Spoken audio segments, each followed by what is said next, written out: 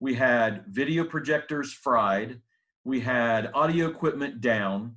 And we had a crowd of people coming that night that were coming to hear and to see a production. And I was devastated because I didn't know what we were going to do. But let me just say this, that is where opportunity knocks.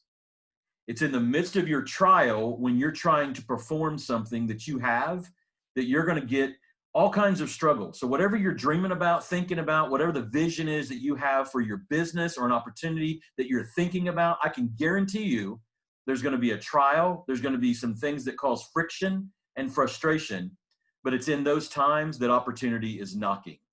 And so what I did was, in the midst of that, is we put together the system as best we could in that moment to move us past into the new season. But when I came back to Nashville, I made a decision that day. I was no longer going to pick up the phone and call an audio company to buy a speaker from, or a microphone from, or a video projector from, or a screen from, because I was going to have to pay retail prices if I did that. I was going to do it differently. And here's what I was going to do. I was going to take the platform that I was presenting on in all those places across the country, and I was going to create out of that a customer base. And so I remember the first phone call I made to a video projector manufacturer named Aki, E-I-K-I. It looks like it should be Ike, but it's actually pronounced Aki. I don't know if you have any background in audio and video, but that was one of the very first projector manufacturers that was out there in the early 90s that was really marketing themselves. I called their rep up and had him come to Nashville, and I let him know that I was starting a company. And that company was going to be called CYM Productions. Now, I'm going to give you a little clue into why I called it CYM Productions, because there was strategy even in the name.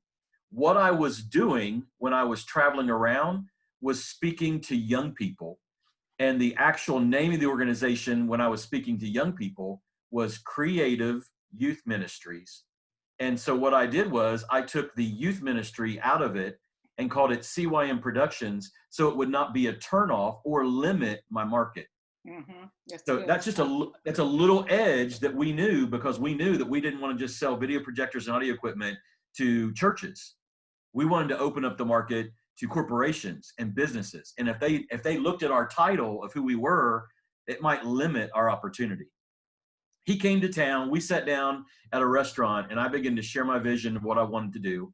And I let him know that I already had a customer base. Now, I'm going to say this up front.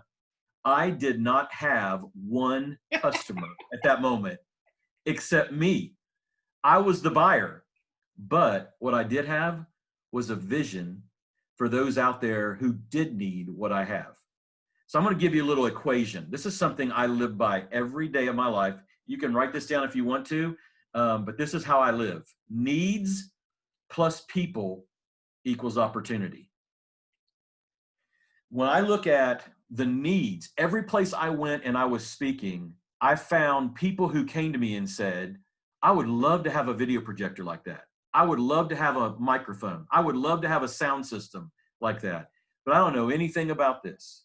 And so what I did was I saw the need even before I had a sale, and I was communicating to a rep about customers I didn't even have in existence, but I already knew the need was there. And so that gave me the opportunity to say to him, I'd like to set up a dealership with you and sell your video projectors. Now, let me just say this. That was the very first manufacturer that CYM Productions, our company, signed on as a vendor. It is the year 2020. I believe it's June 17th. Correct me if I'm wrong. I have not sold one Aki projector since that day to this day. Not one. Never did I sell one projector. But let me tell you what it did for us. It opened the door for every other manufacturer that we wanted to connect with, because after I got that one dealership, I called Sanyo, I called Hitachi, I called Epson, I called Optima, and all the other manufacturers that I wanted to connect with. And I would say, I have a company called CYM Productions, and we're wanting to offer video projectors to people all over the country. And I'd like to use your product as one of those products in our inventory. And here's what their next question would be. Well, are you currently representing any other vendors? Yes, I am. I'm representing Aki. And they would recognize that name and they would say, well, yeah, we'd love to talk to you about that. What it did was it gave me a solid ground to build on. If you've ever built a house, you know there's one thing that's important in building that house, the foundation. You have to start somewhere. Here's the problem I find with so many people who have great ideas. They want to see the entire house built today, but it starts with a foundation. When you guys get out of school, or you may have your own home right now, one of the most frustrating things you're ever going to find in building a house is watch all the lumber be delivered and wonder why you can't go in your bedroom tomorrow night. It takes time to build the foundation to get to where you're going in the season. So we built that foundation, and as we built that foundation, we were able to see the company grow, and not only just grow in churches and what we were servicing, but we grew the company to businesses and companies. As a matter of fact, we saw the company not just birth into other markets, but we saw the company expand. And what I mean by that is we were no longer just selling equipment. Now we were an installation company. And because I was in Nashville, I began to find other people that I could connect with who knew how to install this equipment. And I'll be really honest with you. I had a company that was audio, video, and lighting, and I'm not sure I could have hooked it all together. I'm not sure I could have put all the lighting rig together, the video together, and the sound at that point and made it all work, but I knew people who did.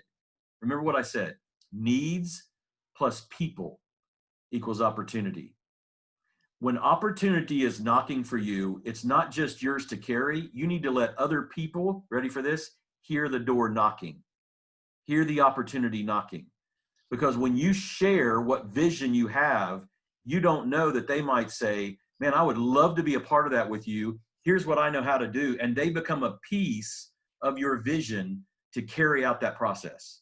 So we became, or Scott, know people that you need to be connected to. Absolutely. It was so good to hear you say that you didn't have other vendors, but you knew that that's what was needed. What people don't realize is Dropbox sold memberships before they even had anything built. They had nothing. Yep. They just shared the vision, and the people came aboard, and that allowed them to be able to build it. Absolutely.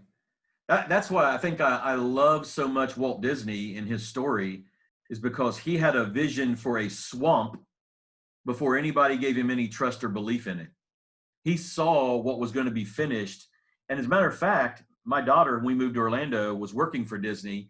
And when they take the employees through their process of onboarding, they learn there are reasons for those statues of Walt Disney in the park with his arm around Mickey Mouse. And that's because Walt Disney never got to complete everything he saw. And some people say, isn't it sad that Walt Disney didn't get to see all this? He did. He saw it before it was even built.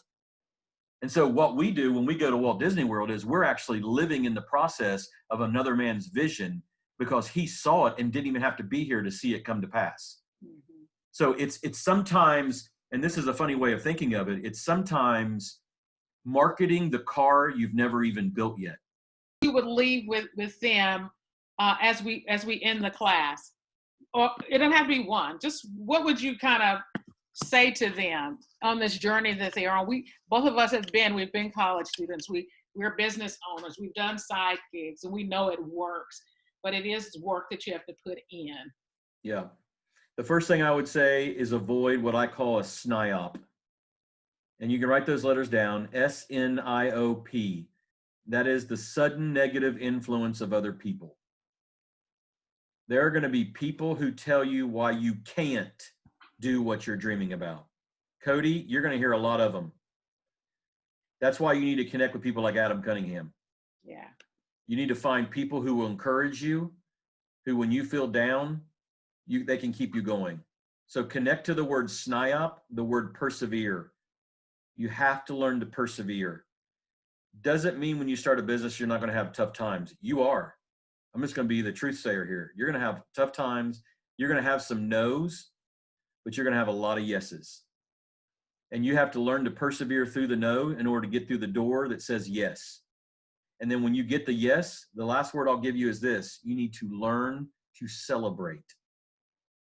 You don't need just to run and just go do the business and keep working the job.